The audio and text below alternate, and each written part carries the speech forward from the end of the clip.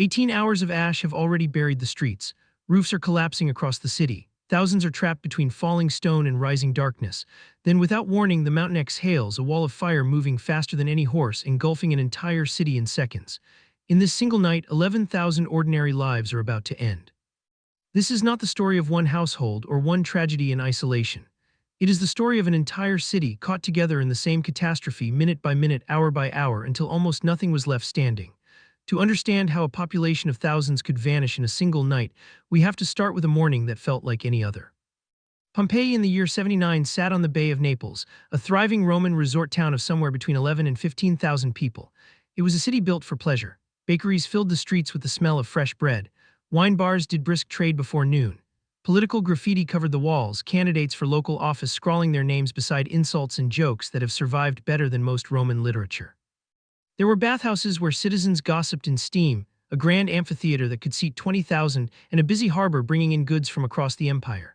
Life inside Pompeii moved at the unhurried rhythm of a Roman provincial town that had grown comfortable with its own prosperity. Merchants argued over prices in the forum. Slaves carried water from public fountains fed by an aqueduct system the city was proud of. Wealthy families decorated their villas with elaborate frescoes depicting gods, myths, and gardens that never wilted. It was, by every visible measure, a city that believed it would stand forever. It was also a city built directly on top of a monster, and almost none of its thousands of residents understood what that meant. Mount Vesuvius rose gently above the entire bay, its slopes green and terraced with vineyards, visible from every street corner and every rooftop in Pompeii. To the people living in its shadow, it looked like any other mountain. The Romans had no real concept of what a volcano was. There was no word for it in their language, no framework for understanding a mountain that could kill an entire region in a single night. Vesuvius had not erupted in living memory, and its slopes were so fertile that farmers planted right up toward its summit, unaware they were tending crops on the crust of a sleeping furnace that loomed over every town on the bay. 17 years earlier, in the year 62, a massive earthquake had rocked the region, badly damaging buildings not just in Pompeii but across the surrounding towns, from Herculaneum to Stabii to Misenum. Some structures were still under repair when the events of 79 began. Scaffolding still stood against half-finished temple walls throughout the city. At the time, the earthquake was treated as an unfortunate but ordinary disaster, the kind of thing that happened in this part of Italy. Nobody connected it to the mountain looming over every rooftop. Nobody thought to ask why the ground beneath an entire region had been quietly building pressure. In the days immediately before the eruption, there were smaller tremors as well, faint shudders that rattled dishes and unsettled animals across the bay. In a region already accustomed to earthquakes, these were barely worth mentioning. Nobody evacuated. Nobody sounded any kind of regional alarm. Life continued exactly as it always had, because there was no precedent in Roman experience for what those tremors actually meant. The people who lived through what happened next were not soldiers or senators. They were bakers, slaves, merchants, children, dogs chained in courtyards to guard family homes, an entire cross-section of Roman society going about an ordinary day across an entire city. Among the handful of names history does remember, two stand out, not because their fate was more important than anyone else's, but because their words are nearly the only surviving eyewitness account of what happened to everyone else. Pliny the Elder was a Roman naval commander stationed across the bay at Misenum, a man who had spent his life cataloging the natural world and who would, on this particular day, sail directly toward the disaster instead of away from it. His nephew, later known as Pliny the Younger, was a teenager watching the entire catastrophe unfold from a safer distance. It is because of this young man's letters, written decades later to the historian Tacitus, that we have anything close to a first-hand account of what an entire region's final hours actually looked and felt like. Without him, this story might not exist at all. And then there are the thousands whose names we will never know, whose presence we understand only through the shapes they left behind, scattered across dozens of locations throughout the ruined city. Two young women found holding hands in a doorway, a dog still chained in a courtyard twisted into the exact posture of its last desperate movement, a group of 18 people found together in a single villa sheltering side by side. These are not isolated tragedies. They are fragments of a single citywide catastrophe, repeated in courtyard after courtyard, street after street, throughout Pompeii and the towns around it. Every one of them was, on the morning of the eruption, simply going about an ordinary day in an ordinary city that had no idea it was hours from ceasing to exist. Early in the afternoon, that ordinary day ended for everyone at once. Pliny the Younger later wrote that his mother pointed out a strange cloud rising above the mountain, a shape unlike anything either of them had seen before, visible not just to them but to every town along the entire bay. It climbed into the sky and then spread outward at the top, forming what modern volcanologists now describe as an umbrella pine shape, the unmistakable signature of what we today call a Plinian eruption. At the time, there was no word for it at all. Across the region, people simply stopped and stared, thousands of eyes fixed on the same impossible sky. Some found it strange, others found it almost beautiful. Almost nobody understood it as an immediate threat to an entire population, and that shared hesitation, a whole region pausing to watch instead of fleeing, would prove fatal for a significant number of them. Pliny the Elder, stationed with the Roman fleet at Misenum, reacted the way a scholar might. He ordered a light vessel prepared, intending to sail closer for a better view, treating the eruption as a natural phenomenon worth studying up close. Then a message arrived from a friend's wife trapped near the base of the mountain, begging for rescue, one plea among what must have been countless similar cries rising from towns all around the bay. Pliny changed his plan, ordering larger warships readied, and set out not towards safety but directly into the path of a disaster that was already unfolding across the entire region. While he sailed, the sky over every city on the bay had already begun to change. By early afternoon, ash and pumice stone were falling steadily across Pompeii and its neighboring towns simultaneously, accumulating at a rate of 10 to 15 centimeters an hour. Imagine an entire city watching the ground rise around its ankles, then its knees hour after hour with no sign of stopping, every street and courtyard filling at roughly the same pace. The sun vanished behind a thickening gray haze that stretched across the whole bay. Streets that had been full of commerce and conversation only hours earlier were now emptying in every direction, thousands of people moving at once, covering their faces, trying to decide whether to run or shelter in place. Some tied pillows to their heads with rope or cloth, a small, almost pitiful attempt to protect their skulls from the rain of stone falling from the sky, a scene repeated independently by countless people across the city who had no way of coordinating with one another, each reaching the same desperate solution alone. By late afternoon, the accumulated weight of ash and pumice had grown heavy enough to begin collapsing roofs across multiple neighborhoods at once. This produced Pompeii's first confirmed deaths of the eruption, scattered throughout different districts of the city, crushed not by fire or lava but by their own homes buckling under a slow, silent, grinding weight. For those trapped inside buildings all across the city, staying put no longer meant safety. It meant waiting to be crushed, and this realization was dawning on households in every quarter of Pompeii at roughly the same time. This was only the first phase of the disaster, and already people across the entire city were dying. What came next would prove to be something almost entirely different and immeasurably worse for everyone who remained. Across the bay, Pliny the Elder's ships were fighting their way towards Stabi, a coastal town near Pompeii already gripped by the same regional panic. Falling debris and rough, ash-choked seas forced him away from his original destination. He eventually put ashore at the villa of a friend named Pomponianus, arriving into a scene of pure panic that mirrored what was happening in towns up and down the coast. Pomponianus and his household were preparing to flee, terrified, watching the mountain rage across the water alongside countless other families doing the exact same thing in the exact same moment. Pliny, according to his nephew's account, responded with what can only be described as deliberate, almost eerie composure, reportedly bathing, dining, and then going to sleep, either because he genuinely believed the danger had passed, or because he wanted to calm the terrified people around him. Whether this was true bravery or simple denial, historians still debate. What is certain is that outside the walls of that villa, ash continued to fall across the entire region, and the mountain was nowhere near finished, with any of the towns still standing in its shadow. Nightfall found Herculaneum, a smaller town closer to the base of the mountain, already facing the disaster's first true blow. Just after midnight, the eruption entered a new and far deadlier phase. For hours, Vesuvius had been sustaining an enormous column of ash and gas rising kilometers into the sky above the entire bay. A column like that requires a continuous, powerful push from below to stay aloft, and as the eruption progressed, that push began to falter.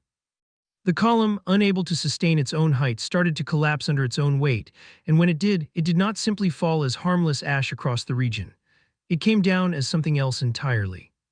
This is what volcanologists call a pyroclastic density current, and it is without question the true killer of this entire disaster. Picture an avalanche, except instead of snow, imagine superheated gas, ash, and rock fragments moving down the mountainside at speeds that could exceed 300 kilometers an hour, with temperatures reaching 300 to 400 degrees Celsius, wide enough to consume an entire town in the space of a single breath. At around 1 o'clock in the morning, the first of these surges tore down the northwest flank of the volcano and struck Herculaneum directly. The town was obliterated in moments, its entire population caught in a single instantaneous event. For the people of Pompeii several kilometers away, this was invisible. They had no way of knowing that a preview of their own city's fate had already played out in the darkness, just out of sight, wiping an entire neighboring community off the map. For the next several hours, the pattern repeated across the wider region. The column would partially rebuild, then collapse again, sending another surge rolling outward in a different direction. Each one was slightly different in strength and reach, some striking closer to Pompeii, some falling short of it entirely. This continued through the night, an unrelenting cycle of buildup and collapse, each collapse a fresh roll of the dice for every town and every person still alive anywhere near the mountain. Inside Pompeii itself, the night had become something almost impossible to describe. There was no moon, no stars, no lamplight strong enough to cut through the ash-thickened air blanketing the entire city. Buildings groaned under accumulating weight in every district simultaneously. Somewhere in that citywide darkness, family after family, household after household made the same agonizing choice independently: stay together and face whatever was coming as one, or split up and risk surviving alone. Many, across many different parts of the city, chose to stay together. The body casts recovered centuries later, arranged in tight, embracing clusters found scattered throughout the ruins, are the physical evidence of that choice being made again and again by people who never knew how many others around them were making the exact same decision in the exact same darkness. And then, just before dawn, something happened that made the horror of this night even crueler for the entire population. There was a lull. The relentless ashfall eased across the whole bay, the roar quieted, if only slightly. For the thousands who had survived the night sheltering in cellars and beneath stairwells throughout Pompeii, it must have felt like the ending of a nightmare, a sign that the worst had finally passed.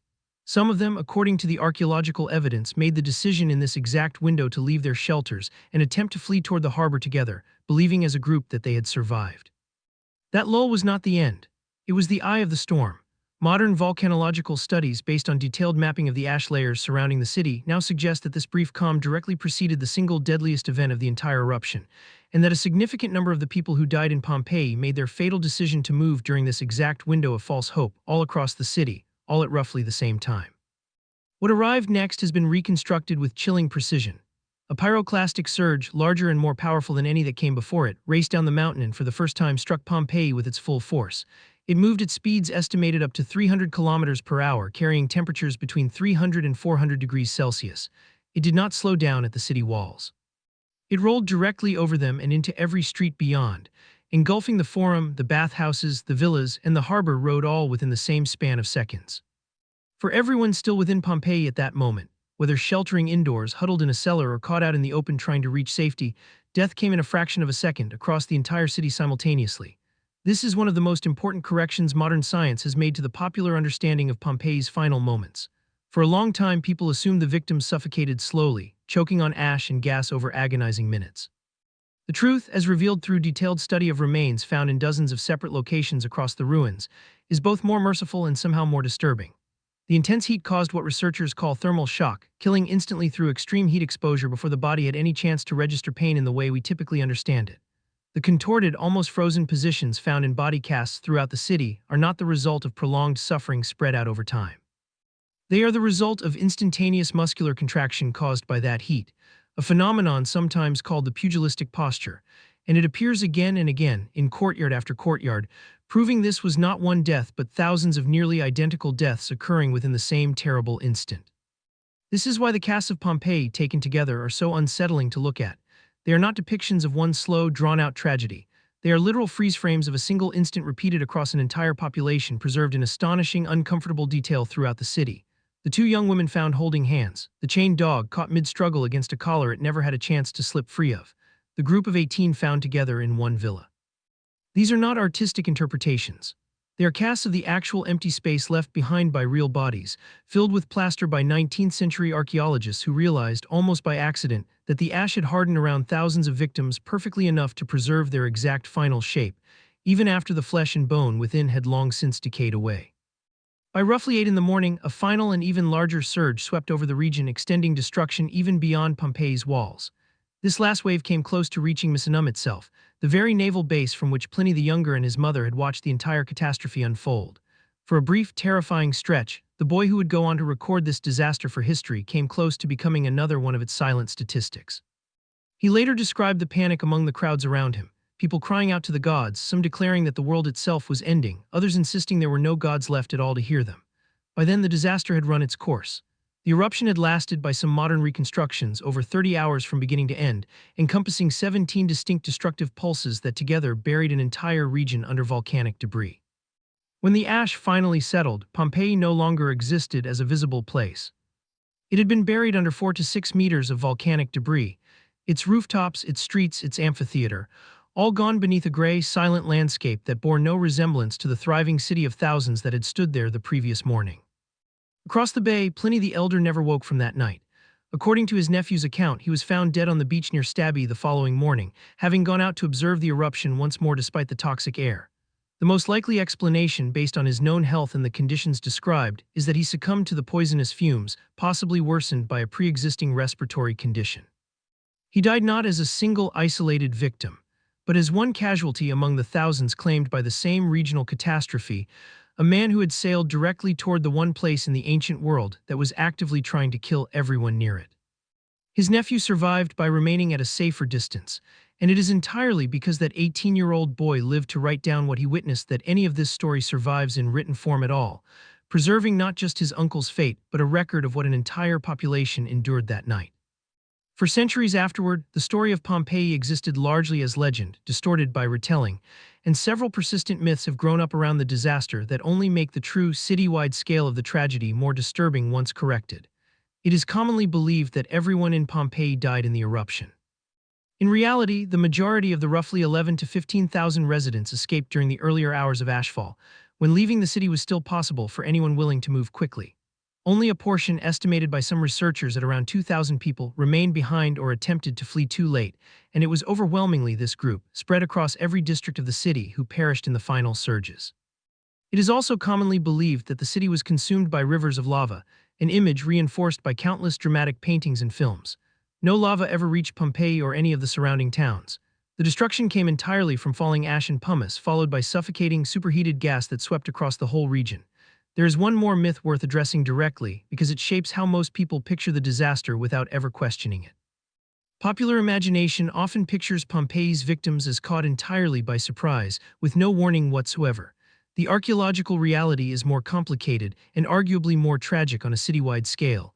Many of the people who died were not caught off guard in the first minutes. They had already endured hours of falling ash, had already made the conscious decision to shelter rather than flee, and in some cases had already survived the worst of the ashfall only to be killed by the surges that came after. Their deaths, repeated across thousands of individual lives, were the result of reasonable, understandable decisions made with incomplete information, each one narrowing an entire population's chances of survival together, until the final surge removed the choice entirely for everyone who remained. Even the long-accepted date of the eruption has come under serious scrutiny in recent years. For centuries, August the 24th was treated as historical fact, based on surviving copies of Pliny's letters. Newer archaeological evidence, including the discovery of autumn produce and clothing suited to cooler weather among the remains, has led many researchers to now believe the eruption more likely occurred in October, closer to 2 months later than the traditional date. What makes Pompeii so uniquely disturbing and so uniquely valuable to history is what the ash actually preserved across the entire city. Loaves of bread were found still sitting in ovens in multiple bakeries, carbonized but intact, exactly as they were left the moment their bakers walked away. Wine cups remained on counters throughout the Forum district. Political graffiti still covers walls in neighborhood after neighborhood, preserving jokes and insults exchanged by thousands of people who had no idea they were writing some of the last words their city would ever produce. This is not a ruin in the traditional sense, worn down gradually by centuries of weather and neglect. Pompeii is closer to a frozen crime scene stretching across an entire urban landscape. A single moment in time sealed shut across dozens of hectares and left completely undisturbed for close to 1,800 years. The city vanished from maps almost entirely, its exact location eventually forgotten even by the people living nearby. It was not until the 16th century that traces of it began to resurface, and not until the 18th century that serious excavation began in earnest. Even then, early archaeologists had no idea what they were truly uncovering. It was only in the 1860s that an archaeologist named Giuseppe Fiorelli realized that the strange voids being found throughout the hardened ash were not empty pockets at all, but the exact negative shapes left behind by decomposed human bodies. By carefully pouring plaster into these voids, Fiorelli and his successors were able to recreate the precise final poses of victims across the entire site, effectively allowing an entire lost population to speak again after a silence of nearly 2 millennia. Excavation continues at Pompeii to this day, more than 2.5 centuries after digging first began there in earnest. Roughly a third of the city remains unexcavated, deliberately left untouched by modern archaeologists who understand that future generations, with better tools and better science than we currently possess, may be able to extract even more from the ash than we can right now. Every few years, a new discovery makes headlines across a different corner of the site. A fresco of startling color and detail, a fast food counter preserved with the remnants of its last meal still visible, a new cluster of body casts revealing a detail no one had previously understood about how an entire household spent its final moments. Pompeii, in a very real sense, is still being uncovered, and the story of its citywide destruction is not a closed chapter. It is one that continues to be rewritten with each new excavation season. What began as an act of almost total annihilation became, through this discovery, one of the most intimate windows into ancient daily life that archaeology has ever produced, not for one family but for an entire vanished society. We do not just know that Pompeii existed. We know what its bread looked like the moment it was abandoned across dozens of ovens. We know the exact postures dozens of different families took as they tried to shield one another. We know with genuine scientific precision now how quickly and how mercilessly death arrived for the thousands who stayed too long. And the mountain that did all of this has not gone anywhere. Vesuvius remains an active volcano today, and roughly 3 million people currently live in the surrounding region, many of them within what modern geologists classify as a high-risk zone, spread across towns and cities that occupy nearly the same footprint as the settlements destroyed in 79. The exact chain of events that destroyed an entire ancient population, the ashfall, the false lull, the sudden and merciless collapse of the eruptive column, remains an entirely plausible scenario for the future, not simply a relic of the ancient past. Return for a moment to that opening image, the entire city buried under 18 hours of ash, thousands of lives suspended in the same final instant. They were not one family. They were bakers and slaves, sailors and senators' wives, children and chained dogs, an entire cross-section of a civilization caught together in a single night. They did not die believing in a legend or a myth or some vague and distant danger. Until the very last second, an entire population believed it had survived the worst of it. It is that shared belief, more than the ash, more than the heat, more than the mountain itself, that makes the story of Pompeii impossible to forget.